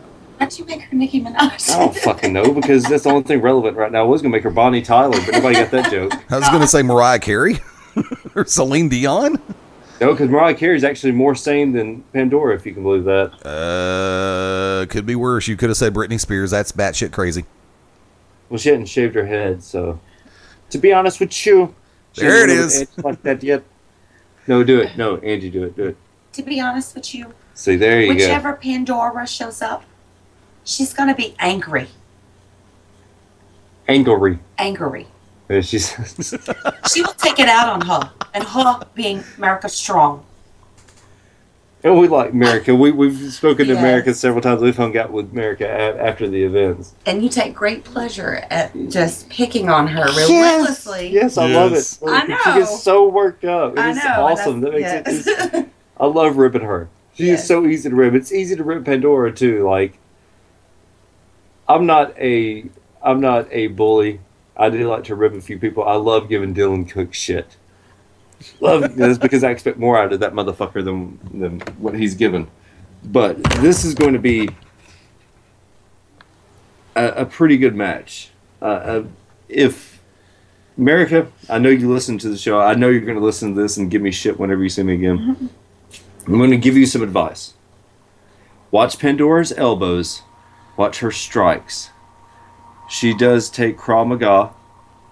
Being a Jew, of course she would. I mean, she is. I mean, a Brooklyn Jew. Yeah, a Brooklyn Jew. And she will fuck you up with a dreidel. Watch her strikes. If Pandora goes to the ground, she's probably going to start working your arm because she's not a working the leg type of individual. She will not pull your hair because she definitely frowns upon that shit. If you want to, you better take it to Pandora. The best advice for me to give to you, if you're wrestling Pandora, is to start pounding on her from the get-go and do not let up. Make her use all her cardio. do not fucking help that bitch off the mat one time. Make her use all of her energy to pull herself off the mat. Right. If I see this DVD, America, and I see you fucking lift her off the mat one fucking time, Tommy Too Much has failed. That's going to be you, Tommy Too Much, because I'm supposed to be her adversary, and I'm giving her legit, because I'm telling you, she's going to have to stay on Pandora. You give her an inch, she's going to fucking rock your jaw. And then you go like China. You have to remember, though. For real. And she'll be like, welcome to the business, kid. Yeah, welcome to the business, kid. Yep. You have to remember, though, it's not just Tommy Too Much that has been giving her guidance and training. She's also been a part of the Get Along gang with P-Dog, Mike Posey, and Marco Polo. She has also worked in Wrestle America and has the benefit of the locker room over there, as well as NWA Atlanta and Andy Anderson and company over there. So she's had, not to mention, she's worked with Global and worked out in the ring over there. So it's more than just Tommy Too Much that has the name on the line on this. There are a lot of people that are going to be looking to this match to see the investment. Ooh, there's pressure for you, America. That's what I was going to say. She's working everywhere. Yes. She's got the look. She has the ability. She's getting all the tools. She's working all these different areas. Now, Yeah, but she's not necessarily a sponge. It's time to put it all together. There'll be some bumps along the way, but this is her time to put it together and make it work. See, I mean, maybe you guys haven't seen this. I mean, Come on now. America's not SpongeBob. She's more of a Patrick type of individual. I realize that, but she has had spots here or there. She's had experience. Yeah, cancer spots. Come on. Oh. Got a fucking fake spray tan. Look, I'm really pulling for these ladies to have a great match. So am I. So am I. Really put it to each other, and so that is my. Especially after getting beat by Veronica in like 52 seconds. Dude, that's what I'm saying. With the use of a damn belt. Yeah, I don't give a shit. That's why she's gonna. I don't know why in the pissed. fuck she would accept a match, a no disqualifications match, when those dipshits, the Brotherhood, the jack-off gang, the sisterhood, the clit decommissioners. Oh God. Well, man, if a girl, if you could not get wet around those two, they use fucking KY jelly on those bitches they fuck. That's a huge bitch, O'Malley. Josh loves those 8-foot tall women as well. I think they both fuck the same women, but those. God damn it, I can't even fucking say something. I can't even. The joke's dead now. I really started laughing about it. America, good luck to you. Hats off. But you're going to have a pissed off Calm Like a Bomb Pandora. Oh boy. Eddie, you were there. I was there. Angie was there. God have mercy on your soul, America. That's all I can say. Just twice in one night. Just cover up, man. She was mad. She was fucking pissed. No, twice in one night. I knew you were going to use it at least once. I didn't think you'd use it twice in one night. What did I say? May God have mercy on your soul because blank that I did before we kicked off. Pandora's going to kill you. That's all I'm saying. Eddie, what does the station have upcoming, and what did you think about the final Civil War trailer? I have not seen the final Civil War trailer. I'm sorry, I have not. I'm being honest with you about that one. I honestly blinked on that one. I have been keeping track of the simple fact that we are less than 2 weeks away from the day Superman v. Batman. March 25th, right around the corner, less than a week and a half. Now, remember, you can't always sit back and say pre-sales. But according to Deadline magazine, or whatever it's called, Deadline website, early ticket sales for this, I guess what's being called a superhero battle royale, stacking up sales, as Deadline says, faster than a speeding bullet. The film is outpacing in pre-sales Deadpool, Avengers, Furious 7, all of which opened to the tune of 132 mil, 207 mil, and 147.1 million respectively. All three of those films have broken box office records, and the last two go on the list to rank in the top 6 films of all-time box office gross. And yes, we're still a week out. I mean, look, there is so much pressure on DC right now, especially with the critical acclaim from the people who went to go see it. The media can kiss my ass. I never listened to look, okay, if you have people who call themselves movie critics, and if you can be fair and unbiased in a movie and discuss the high points as well as the low points, the good as well as the bad, then I will take you seriously as a critic. But if all you want to do is be a dick and shred a movie, or be a pain in the ass and shred a movie because you think you can, then you need to go ahead and get away from your typewriter and quit jacking off to midget porn and just go ahead and shut it down. Go back to serving fries, go back to pumping gas, go back to scraping poo-poo off the sidewalks, because I got no use for you as a movie critic. We talk about movies and we'll tell you the good, the bad, and the ugly. Why? Because we pay attention and we appreciate the effort that has gone into a movie being made, whether we personally liked it, kind of meh about it, or hated it, or if we rave like big dogs about it. You know, I do have to agree with the line, if that, or the comment made, if Zack Snyder's Batman v Superman generates anything north of 152 mil on its opening weekend, it will claim the crown for the biggest pre-summer opening weekend of all time. And at this point, it's not out of the realm of possibilities. It's not considered a summer movie. The summer movie season starts Labor Day weekend. I said pre-summer. Right now, it's projected 140 million opening. That is pre-sale. Yeah, I know. But the budget. Holy shit, the budget on this movie. The budget on this movie, like, it has to break $364 million. That is the budget. $364 million. And this isn't some fucking Dr. Evil shit. Like, that's legit. So they have their work against them. My problem with Batman v Superman, you could have kept it Batman v Superman. You didn't have to add in Wonder Woman. You didn't have to add in Flash. You didn't have to add in Aquaman. You didn't have to add in Cyborg. You didn't have to add in Doomsday. You have Lex Luthor. You have Zod's body. And then it's just one thing after another. Why not make Bizarro? I mean, it's too much in a movie for a universe 10 years overdue. Right. If they'd have made the Justice League when Armie Hammer was going to be Batman, if they were going to do where Immortan Joe from Mad Max Fury Road was going to be Martian Manhunter, dude, I would have been awesome. That Frank, Tim, what's his name? I think, what's the guy that did, whatever his 70-year-old man. He was the guy that did Mad Max Fury Road was supposed to do Justice League. And he would have done an amazing job. Oh, and quick trivia fact. Not a single cuss word in Mad Max Fury Road. Really? Not a single cuss word. All violence. All take violence, that to the beautiful bank. thing. That is a great movie. God damn it. That movie fucking just goes. The movie starts off just like strap yourself in. Like one of those movies like, oh, you know what? Yes. That Driver was a movie that was like that just went fuck no. Mad Max Fury Road left everything in its dust. So Batman v Superman, I hope they do well. But before Batman v Superman, we have Daredevil Season 2. Daredevil Season 2, Elektra and Punisher coming in. This is going to be awesome. The Hand, I'm sure we'll see Sticks and Stones.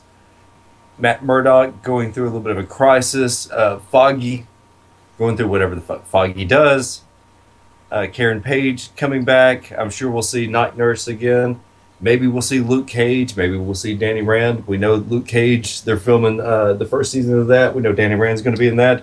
There's no telling. Look for the Easter eggs. I hope everybody's excited for Daredevil Season 2 as much as I am. Batman v Superman's going to be good. I think it's going to be like a big giant chocolate cake. I'm waiting on the feast that is Civil War. I've never anticipated a movie since Jurassic Park when I was a mere teenage nemesis. Have I been this excited for a movie? I know a lot of people were excited for Deadpool. I mean, I was excited for it a little bit, but holy fucking shit Civil War. And the Spider-Man reveal, I'm happy with the eyes. I'm happy with the suit. And we all know what team I'm on. Go Cap. Eddie, what do you have upcoming, sir, and how can everyone get in touch with you? Actually, let me go ahead and dive in on this one, too, because I heard the rumor about Spider-Man moons ago when I heard that Marvel and Disney had struck the deal for Spider-Man to be licensed for Civil War. Dude, mark out moment for me on that one. Because there are some things, and this is where a certain movie theater that still, or a certain movie studio that still holds the rights to the Fantastic Four can affectionately French kiss my scrotum if there's a way to do that. Because that's the only reason why they put out that lame-ass version of the Fantastic Four a couple of years ago. Just to flex their muscle and show, hey, we still got the rights to Fantastic Four, and if you want Reed Richards, guess what? You're not going to get him. KMA, bitches. That's why I will not knowingly support another project by them in the superhero vein. Now, that part having been said, with the that was a beautiful 450. I'm rewatching Lucha Underground tonight in the main event, the Lucha Underground title match. Hold on. So you're not going to watch any more 20th Century Fox superhero vein because they undermined Josh Trank on last year's Fantastic Four, or Fanstic Four, as we call it. Yeah. Yeah, well, I can't say what I've already used the F-bomb enough to last me a month, so I'm not going to say it. First of all, did you see Fan 4 Stick? No, I refused to watch it. Because the editing, they went back and shot extra shit and added it in. It's noticeable. We saw it in Korean, and even then we were like, fuck that, this is still horrible. It's even worse in Korean. But, did you see Deadpool? I have not seen Deadpool yet. I'm actually going to go see that one. Are you going to see X-Men Apocalypse? I want to. I really want to because both. I know. And now, Sony owns the rights to Spider-Man still, but they have a shared movie. Thank you. I know. With Marvel. Yes. And it's also with the upcoming movies. But Sony is doing a solo Venom movie, and they're saying that Peter Parker is not even going to be tied into that Venom movie, which completely, are they going with the Flash Thompson version with Agent Venom, or are they going to go with Eddie Brock and be like, oh, Eddie Brock wasn't this big jacked up guy that had no reason to be a photographer for whatever fucking reason this big blonde headed motherfucker was? I mean, a lot of questions to be answered. Oh, God, yes. But like I said, there's a lot of things that, for as much as I want to stick by my guns on that, X-Men Apocalypse has my attention. It's on my radar. So, but see, the thing about it is, X-Men is a neutral property to a great degree, even though Logan was a part, if my memory serves me correctly, Logan was one who was a part of the original Civil War series. And I'm just, yeah. He was, because he went and looked for Nitro, the Stanford incident, as it's called. He did go and look for him, so he was pretty much taken out of it because he spent the better part of Civil War hunting down Nitro. And then you go from there and remember that Reed Richards was a part of the original Civil War series. That's why 20th Century Fox pissed me off that much deeper. Oh, yeah, he's a huge part of that. I know. Well, so was Hank Pym. And Hank Pym, I don't know, they may do it. Never know. Hank Pym was a big part of Civil War, but... Well, remember, they've already got Ant-Man involved in this, and that would be Scott Lang, but by the same token... Version, though. Huh? Now, if we're doing, they could have used Scott Lang and Jessica Jones, but they didn't, so... But by the same token, I've got to sit back and say that when they wrote Ant-Man and put everything in place, they used the older Hank Pym, because a lot of people in my demo still sit back and say, wait a minute, dorks. Hank Pym was the original Ant-Man / Goliath / Yellow Jacket, right alongside of Janet Van Dyne. And they just completely bumped that part of the timeline totally forward. Which makes no sense whatsoever. And is it true that we've had a changing of the guard at Lucha Underground with a brand new champion? Mil Muertes is no longer Lucha Underground champion, and that was a hell of a match. If you get a chance to, look it up on YouTube. I'm sure it'll be there in the next couple of days. Speaking of Lucha Underground, this coming Sunday on Beyond Ringside Live, love that segue, huh? We are actually going to be joined on BR Live by international wrestling superstar that a number of you will know from Lucha Underground. Ricky Reyes will be on Beyond Ringside Live this coming Sunday night, 6:30 p.m. Eastern, 5:30 Central. We've got a lot of things going on. Just when you think I have 5 minutes to breathe, screw that. From there, live programming will continue Thursday, March 17, 11 p.m. Eastern, 10 p.m. Central, 8 Pacific time. The Shooters Gallery will move to Thursday night this week. Yours truly, along with Shane Knowles, along with Stan Grubb coming on board for the Shooters Gallery this week. Shooters Gallery will not air this coming Saturday. We got a lot of things going on, and it's going to be utter chaos.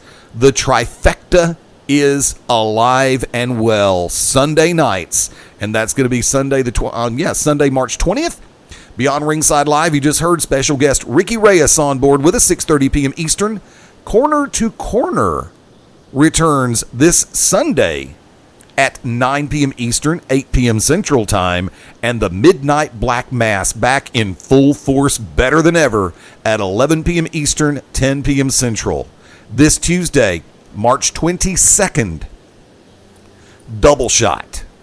GCW Radio will be live 9 p.m. Eastern, 8 p.m. Central Time. Join Dan Sawyer, yours truly, Wick, Angie. I'll assume you're going to be there. Oh, yeah. And we will have some very special guests this coming Tuesday night on GCW Radio. Also, Back to Basics returns on March 22nd at its special time, 10 p.m. Eastern, 9 p.m. Central. We've got some things in the works for Back to Basics this week. And like I said, you had a chance to, folks, y'all had a chance to hear from Team I.O.U, Nick Iggy and Kerry Awful. They are some of the stars who are going to be a part of AWE's Fish and Grits this coming Sunday in Atlanta, Georgia. Also, all roads are going to be leading back to Atlanta for a lot of us. You know, we've got Peach State this coming Saturday night. Unfortunately, Wick will not be able to make it. I understand you're still technically under doctor's care and will not be able to be there in Carrollton this Saturday night. I will not be able to be there because of an existing engagement. I'm gonna miss doing commentary. I enjoy the hell out of it. Pierce, you rock, dude. From there, the 26th Global Championship Wrestling, Pell City, Alabama. We will all be there in full force. And I do believe, if I've got my dates right, it is going to be April 17th for Homegrown from Atlanta Wrestling Entertainment. Josh Wheeler and I are going to be doing some serious crossing over with some of the talent. He is kind enough to start sending interviews over this way. And one of which I'm definitely looking forward to is going to be William Huckabee of The Sound and the Fury. Looking forward to that interview in upcoming days. At Beyond Ringside on Twitter, Facebook.com/Beyond Ringside Live. ProWrestlingRadio.net. Now, running it down real quick on the live side, especially when I'm producing, we will have 2 more producers coming back, either back online or online in the next couple of months. And yes, if things work out, Sunday, April 3rd, we will be going full blast starting at 4 p.m. Central Time, 2-hour special event before WrestleMania, right here on the Beyond Ringside Radio Network. So definitely keep your eyes open. I swear to God, I am trying to get better about getting all the information up and online. I've got so much I've got to get caught up on for the media page. Please forgive. I've been under a mountain of shit lately. And for me to actually say it like that, Wick and Angie are both sitting back going, oh, God, he's telling the truth. This ain't no work, kids. This ain't no rib. This is life, and it's legit. For me personally, like I said, at Fast Eddie Layne on Twitter, Facebook.com/Fast Eddie Layne. I'm also on Snapchat, Instagram, LinkedIn, Google+, Periscope, which I was actually hoping we could do a live Periscope from Peach State this coming Saturday. We will be doing on the Beyond Ringside Periscope channel a live event or a live feed from GCW on the 26th. I'm trying. I really am. And matter of fact, thank you to everybody who's been subscribing to the Beyond Ringside YouTube channel. It's been a lot of fun putting all that together. And I've got new stuff on the way, guaranteed. Wick and Angie can tell you, Maybo can tell you, everybody here in our home market can tell you. I do overload my ass every once in a while on trying to do stuff for the station. Why? Because I care. Why? Because I want it to grow. Why? Because I want it to be the best. And I'll go one step further. I want to be the absolute very best at this. Wick knows me and has known me for a few years. Angie is not quite as long, but they've seen this in me, and this is a straight by God shoot. I wake up in the morning, the first thing in my head is, how can I do better than I did yesterday? When I'm working on the slideshows and the podcasts and the website and the marketing and the representation for the station, they know I push myself. Sometimes I don't push myself as hard as I should, but I push myself damn hard. Why? Because I have faith in TBD. I have faith in the Midnight Black Mass. I have faith in BR Live. I have faith in Corner to Corner, Back to Basics, Shooters Gallery, all of the above. I've got a damn good team over here.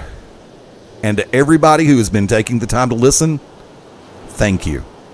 And if we managed to offend anybody throughout the course of the previous 2 hours and 10 minutes, thank you for paying attention. We greatly appreciate it. Wick? Oh, you better make sure you check out Corner to Corner.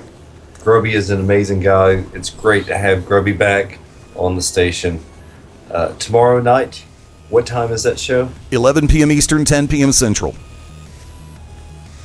We're going to be covering everything from the NCAA men's bracket, the NBA on the way to the playoffs. We've got news happening in the NFL. We've got news happening with UFC Fight Night. We've got a lot of things on the horizon, like I said, including one more synopsis for PWA for this Saturday night. You want to jump in? I may have to do that. I have something I have to do that night. Fill your bracket out. I have no idea. I just listened to my 13-year-old ramble off his bracket, and all I heard was him say Xavier was going to upset North Carolina. I was like, your bracket's busted. No. I said, you can't fucking go for a college just because you share the same name over North Carolina. Everybody else I understand. I completely, not against UNC, not against my Tar Heels. So me and him are going to have very strong words. I have not watched any basketball this year. The only basketball I've seen is I guess just what? Yeah, I guess this poker board. Angie's. No, I mean I have seen some fights break out on World Star. Yeah. On basketball court. So for the first time in my entire life, since I can remember, definitely for the first time since I was 10 years old. This is the first year I haven't watched basketball. And I don't know how the Rockets are doing, but go Rockets. And the only reason why I know the Tar Heels are in the tournament is because Xavier said they were. That's terrible. I'm a terrible sport. I mean, but I tell her, I've told this to Angie and I've said this to Braddock. It's hard to root for other people. It's hard to root for other men when I have fans of my own. It's hard to be a fan.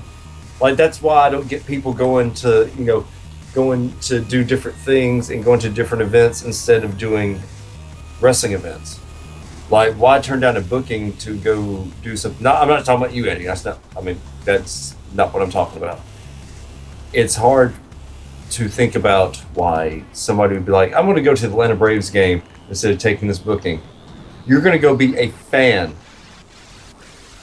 and you're going to undermine your fans that pay to see you to go pay to be a fan for someone else. I just don't understand that, and I just no, bad dog. But tomorrow night, you heard it right here. Tomorrow night, 10 Central Time, 10 Central Standard Time. And go Fins, by the way. Eddie works his ass off, not only on this station and not only for all of us, he also works his ass off for GCW. So, Eddie, thank you, sir, for all that you do. It's my honor. Eddie would put me on the poster. Absolutely, he would. And yes, thank you, Eddie. I'm not on the GCW poster. I'm gonna fuck somebody up from the 26. You fucking believe that shit? And they're like, why am I not on the poster? It's because Somebody starts with an S. yeah, we're gonna have words Somebody.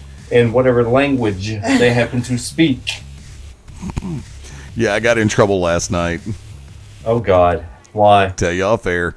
Oh Jesus Christ, a lot of these things. Well, if Eddie got in trouble, we're probably already in trouble. I know I'm in trouble. God damn it, I know I'm in trouble. What the fuck are you doing on commentary? I'm like, well, I had fun. I entertained myself. So, Angie, how can everybody get in touch with you? On Facebook, I'm Angie Tsarion. It's Angie_Nemesis on Twitter. Yes. It's GingerGoddess1 on Instagram. Yes. Thank you. Yes. Well, you could have just said it for me. Well, at Wicked Nemesis for myself on Twitter. The Wicked Nemesis on Instagram. You can also check out the Sevenfold Saints, the Merchants of Death, the Wicked Nemesis, the To Be Determined show, and what else am I missing? The Sevenfold Saints. Yes, which is still getting likes. Yes. We saw one happen last night on Facebook. Go out and support local wrestling. We'll see you guys Saturday, Peach State. Then, of course, the 26th at GCW. Check out Nick Iggy and Kerry Awful for Team I.O.U. Make sure you book Clyde Braddock because there's only one and he is awesome. So, with that being said, for Fast Eddie Layne. And if you're looking for a ring announcer who gives a damn and is working to make sure that your company has a good voice leading the charge, give me a buzz. FastEddieLayne@gmail.com or find me on Facebook. And if you have an announcer already, please send them home. God damn it. You know how many times we went to an event, Eddie and I went to an event, they're like, oh, hey, you're a ring announcer. I listened to the radio show. Would you like to do the main event? And then you have some fucking announcer over there crying because Eddie just doubled what they were getting paid, and now Eddie's doing the main event. Please send your fucking lame-ass ring announcer home if you plan on booking Eddie Layne. Please don't do them like that because he's going to embarrass them. They're going to be over there, and next thing you know, you got to call the cops because they're trying to reach up women's skirts, so. It was insanity. So, book Fast Eddie Layne, but send your lame-ass ring announcer home. Or Angie Nemesis. Good night. I'm the what Orc to of say after Ominous, all that. the Architect of Intellect. And remember, roll on, Daddy, roll on home. Roll on, Daddy, till you get back home. Roll on, 18-wheeler. Roll on.